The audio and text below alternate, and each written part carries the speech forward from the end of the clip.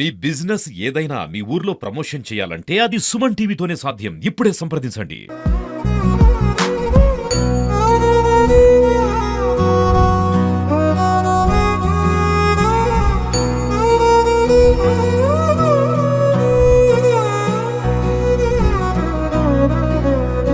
Welcome to Suman TV Warangal. మనం హన్మకొండలోని స్వయంభూ సిద్ధేశ్వర స్వామి దేవాలయంలో ఉన్నాం. దాదాపు శతాబ్దాల చరిత్ర గల సిద్ధేశ్వర స్వామి దేవాలయంలో నిత్య కార్యక్రమాలే కాకుండా ప్రధానంగా కార్తీక మాసంలో కావచ్చు, ప్రధానమైన మాసాల్లో కావచ్చు, మహాశివరాత్రి కావచ్చు, ప్రతిదీ కూడా వైభవంగా చేస్తారు. దూర ప్రాంతాల నుంచి, ఒక విధంగా చెప్పాలంటే వేరే జిల్లాల నుంచి కూడా ఇక్కడికి భక్తులు విపరీతంగా వస్తుంటారు. ప్రధానంగా కార్తీక మాసానికి సంబంధించి అలంకరణ ఎలా ఉంటుంది, నిత్య పూజలు ఎలా ఉంటాయి, సమయాల్లో ఏమైనా మార్పు ఉంటుందా, వీటన్నిటితో పాటు కార్తీక సోమవారాలు కావచ్చు, 2 రోజుల్లో వచ్చే కార్తీక పౌర్ణమి కావచ్చు, ఇవన్నీ కార్యక్రమాలకు సంబంధించి ఏం చేస్తారు ఒకసారి ప్రధాన అర్చకులు కావచ్చు, ధర్మకర్త, వ్యవస్థాపకులు సిద్ధేశ్వర్ని రవికుమార్ గారు, సురేష్ గారు మనతో ఉన్నారు. సురేష్ గారితో మాట్లాడే ప్రయత్నం చేద్దాం. సురేష్ గారు చెప్పండి, కార్తీక మాసానికి సంబంధించి ప్రధానంగా సిద్ధేశ్వరుని ఆలయంలో ఏం చేస్తారు? ఓం నమ శివాయ. ఈ స్వామివారు స్వయంభూగా వెలిసినటువంటి దేవాలయం ఇది. మనకు దక్షిణ భారతదేశంలో శివాలయం పడమర ముఖ ద్వారం, అంటే శ్రీకాళహస్తి పడమర ముఖ ద్వారం ఉంటుంది. మళ్ళీ తర్వాత ఈ యొక్క దేవాలయం పడమర ముఖ ద్వారం ఉంటుంది. అంటే ఈ దేవాలయం వాయులింగంతో భక్తులు కొలుస్తారు. అంత ప్రాముఖ్యమైన దేవాలయం ఇది. ఈ దేవాలయంకు మనకు 365 రోజుల్లో కార్తీక మాసం ఎంతో విశేషంగా భక్తులు భావిస్తారు. అందుకే 12 నెలల్లో మనకి ఈ యొక్క స్వామివారు, అంటే కార్తీక మాసం శివకేశవులకి ఇద్దరికి ఎంతో ప్రాముఖ్యం కాబట్టి మన హిందూ సాంప్రదాయ ప్రకారము ఈ కార్తీక మాసాన్ని ఎంతో భక్తి కొలదిగి భక్తులు స్వామివారి, అంటే శివకేశవులు ఇద్దరిని కొలుస్తారు. ఈ ధాత్రి వృక్షం, అంటే మనకు ఉసిరి చెట్టు శివాలయంలో ఉన్నటువంటి ధాత్రి వృక్షాన్ని భక్తులు ఎక్కువగా దర్శించుకొని వారి యొక్క కోరికలు చెప్పుకుంటారని చెప్పి మనకు పురాణాలు ఉంది. ఇప్పుడు కూడా అది ఆచరణ ఉంది. మన కార్తీక మాసం ప్రతి సోమవారం, అంటే కార్తీక సోమవారాలు ఈ సంవత్సరం 4 సోమవారాలు వచ్చాయి. ఈ యొక్క సోమవారాలు ప్రతి ఉదయం నుండి స్వామికి రుద్రాభిషేకాలు, అంటే ఏ దేవాలయంలో కూడా భక్తులు గర్భాలయంలోకి వెళ్ళి వాళ్ళే తెచ్చుకున్నటువంటి పంచామృతం కానివ్వండి, గంగాజలం, అంటే గంగాజలం మన దేవాలయ తరపునే భక్తులకు ఇస్తాము. వారు ఏదైనా పత్రి, పూలు ఏదైనా తెచ్చుకొని వాళ్ళతోటే సొంతంగా స్వామివారికి అభిషేకం చేసుకునే విధంగా ఏర్పాటు చేస్తాము. మళ్ళీ ఇంకో విశేషం ఏంటంటే కార్తీక పౌర్ణమి రోజు ఉదయం నుండి, అంటే ప్రతి ఒక్క భక్తుడు, ఎంతమంది భక్తులు వచ్చినా కూడా గర్భగుడిలోకి వెళ్ళేసి వాళ్ళే సొంతంగా, అంటే ఒక చెంబె నీళ్ళు పోసేసి ఓం నమ శివాయ అని పంచాక్షరి మంత్రం చదువుకుంటూ వాళ్ళే సొంతంగా అభిషేకం చేసుకునే విధంగా ఏర్పాటు చేస్తాము.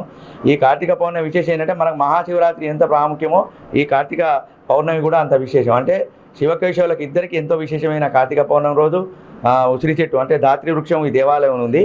ఆ దేవాలయంలో, శివాలయంలో ధాత్రి వృక్షం ఉండడం ఒక విశేషమే.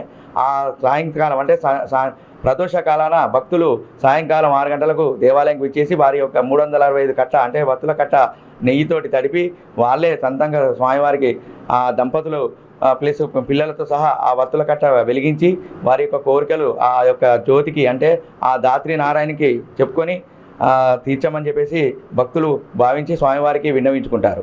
స్వామి, నిత్యం సమయాలు ఎలా ఉన్నాయి, తర్వాత సోమవారాలు ఎలా ఉన్నాయి, ఎల్లుండి గురు పౌర్ణమి సందర్భంగా ప్రత్యేక ఏర్పాట్లు ఎట్లా ఉన్నాయి, ఆ రోజు టైమింగ్స్ ఎట్లా ఉంటాయి? ప్రతిరోజు దేవాలయము ఉదయం 6 గంటల నుండి 11 గంటల వరకు ఉంటుందండి.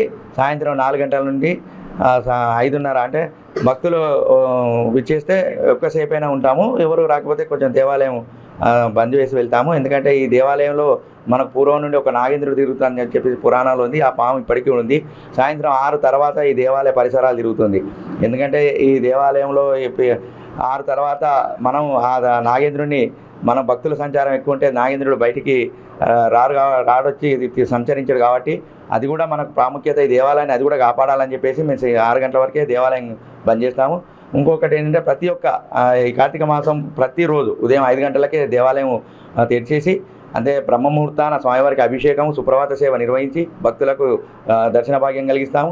కార్తీక పౌర్ణమి రోజు బ్రహ్మముహూర్తాన్ని దేవాలయము తెరిచి స్వామివారికి సుప్రభాత సేవ, పంచామృత అభిషేకం నిర్వహించి భక్తులకు అభిషేకం, దర్శన భాగ్యం కూడా కలిగిస్తాము. సాయంకాలం మహా అన్నదాన కార్యక్రమం, అంటే ఏ దేవాలయంలో కూడా లేని విధంగా, అంటే మనకు ఈ శివాలయంలో నిత్య అన్న పూజ నిర్వహించే దేవాలయం ఇది ఒకటే. నిత్యం అందరూ మహాదేవ నైవేద్యం స్వామివారికి నైవేద్యం పెడతారు. కానీ ఈ దేవాలయంలో అన్నాభిషేకం, అంటే అన్నమే స్వామి అన్నాభిషేకం చేసుకుంటూ స్వామి భక్తులు, ప్రతి ఒక్క భక్తుడు కూడా అన్నాన్ని చేతిలో పట్టుకొని వాళ్ళ కోరికలు స్వామివారికి విన్నవించుకుంటూ, ఇప్పుడు జలధార, అభిషేక జలధార ఎలా అయితే స్వామివారికి విడుస్తామో ఈ అన్నాభిషేకం కూడా అలానే స్వామివారికి అన్నంతో అభిషేకం నిర్వహిస్తాను. అంటే ప్రతి ఒక్క దేవాలయంలో ఏ దేవాలయంలో కూడా ఈ అన్నాభిషేకం ఉండదు.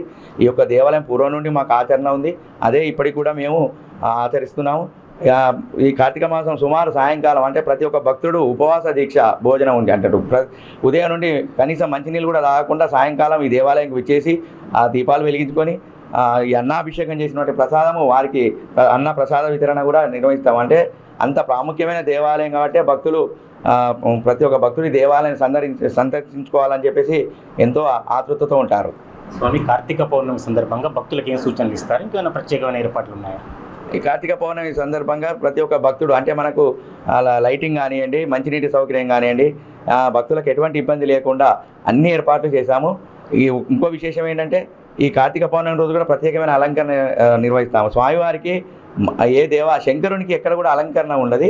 ఈ యొక్క దేవాలయం కూడా ఆ అలంకరణ కూడా విశేషంగా అంతే ఇన్ని ప్రాముఖ్యమైన విశేషాలు ఉన్నాయి కాబట్టి భక్తులు ఈ యొక్క దేవాలయం భూకాళేశగా భావిస్తారు.